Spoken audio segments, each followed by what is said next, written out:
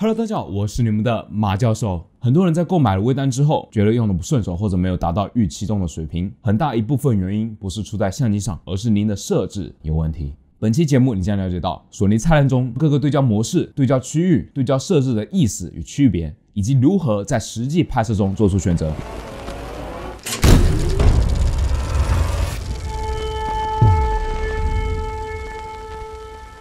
我希望大家能够拿出你们的相机跟我一起操作。没有相机的同学可以先点一下收藏。首先给小白朋友提醒一下，半按相机快门可以进行自动对焦。当相机完成自动对焦时，会在对焦的位置上出现绿色的对焦框。再往下按就是开始拍摄。好，我拿这台索尼 A7M3 举例。首先进入第一大项的拍摄设置，我们首先从 AF1 中的对焦模式开始讲起。AFS 代表单次对焦，当你按下对焦键后，会尝试自动对焦，在合焦点时固定焦点且只对焦一次，适用于静物的拍摄。AFC 代表连续对焦，半按快门按钮期间，相机会持续不断的尝试对焦，非常适用于运动中的物体拍摄。AFA 是自动对焦模式，半按快门，相机会主动判断被摄物体是否在运动。如果物体静止时，会固定对焦位置；如果物体移动时，会进行持续对焦。理论上适用于所有情况，但是 AFA 我不建议开启，因为你比相机更聪明。下一项 DMF 直接手动对焦，先完成一次自动对焦，然后切换到手动对焦。在拍摄微距场景或者是需要非常精准的对焦时，非常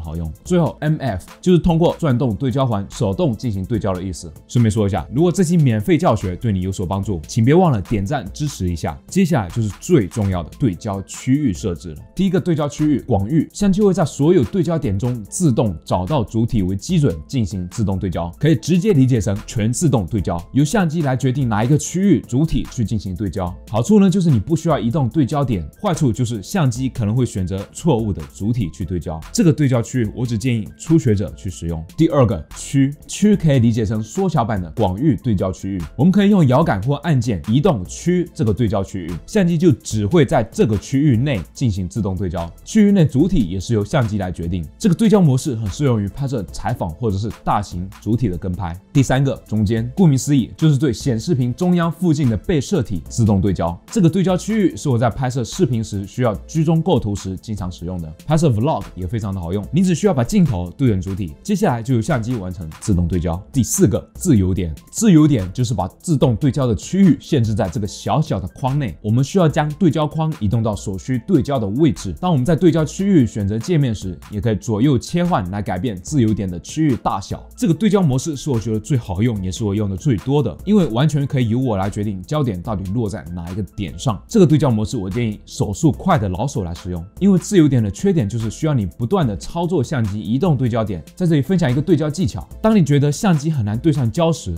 可以选择与主体在同一平面，但是对比度较高、色彩反差较大的点来进行对焦。第五个扩展自由点，扩展自由点可以理解成自动扩大的自由点。当你对焦框内的点无法合焦时，相机就会自动使用周围的对焦区域进行对焦。这个模式我通常会在街头拍摄时使用，因为街拍时我需要不断调整对焦框的位置，难免有时候会差一点点落在主体上。扩展自由点就很好的帮我解决了这个问题。最后一个对焦模式锁定 AF， 只在 AFC 也就是持续对焦模式中才可以开启。锁定 AF 的意思其实非常好理解。首先你先选择你要使用的对焦区域，然后半按快门对焦到主体上，相机会从所选 AF 区域开始跟踪被摄体。如果被锁定对焦的物体会自己移动，那么对焦点会自动追逐该物体进行连续对焦。这个模式下通常适用于运动物体的拍摄。当然除了对焦模式与对焦区域，还有几个很小但是必须知道的对焦设置，调整正确的话，使用相机会更加得心顺手。现在我们回到菜单中的 AF1， 首先 AFS 优先级和 AFC 优先级的意思就是在单次对焦和持续对焦时，是合焦优先还是快门释放优先，基本就是你要拍到还是要拍清楚之间进行抉择。AF 跟踪灵敏度可以理解成切换对焦目标的灵敏度，当 AF 跟踪灵敏度的数值设置的越高，自动切换到新对焦点的灵敏度就越高。比如在人群中拍摄有对焦主体产生遮掩的场景时，一般把数值调调低，这样焦点就不会突然切换到新的遮挡物上。那么最后一项重要的设置在第2大项的视频拍摄设置。AF 驱动速度指的是改变对焦点后重新聚焦的时间，驱动速度调整为高速时，聚焦的时间会很快，能够快速切换对焦点。但是我一般拍摄短片视频的时候，会把数值调成最低，因为这样自动切换对焦点的效果比较自然。